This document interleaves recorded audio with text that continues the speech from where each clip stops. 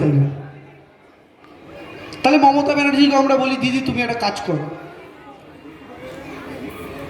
তুমি আমেরিকাতে একটা মন্দির বানাও। আমরা দিদিকে বলি, ওই আমেরিকার মন্দির দেখে আমরা পশ্চিমবঙ্গ থেকে ভোট চাইবো। দেখুন দিদি আমেরিকায় মন্দির বানিয়েছে, কারণ মোদিজি যদি পাকিস্তানে বোম মেরে এখানের থেকে ভোট চাইতে পারে, অযোধ্যায় মন্দির তৈরি হচ্ছে এখানে ভোট চাইতে পারে, তাহলে মমতা ব্যানার্জি যদি আরেকটু দূরে আমেরিকায় গিয়ে মন্দির বানায় একটা, তাহলে এখানে ভোট কেন পাবো না? আমরা পেতেই পারি।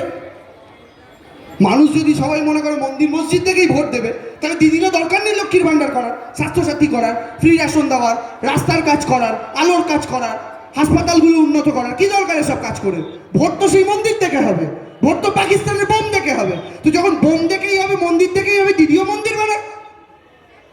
দরকার নেই লক্ষ্মীর ভাণ্ডার, স্বাস্থ্যসাথী, খাদ্যসাথী। এই জন্যই আমি বলছি, আমরা যদি এই ধর্ম দেখে ভোট দেওয়া শুরু করি, তাহলে ভবিষ্যতে প্রত্যেকটা রাজনৈতিক দল কিন্তু এই চিন্তাভাবনা নিয়েই রাজনীতি করবে, যে কীর্তন করো, হরিনাম সংকীর্তন করো, রামের নাম করো, তাহলেই ভোট হয়ে যাবে।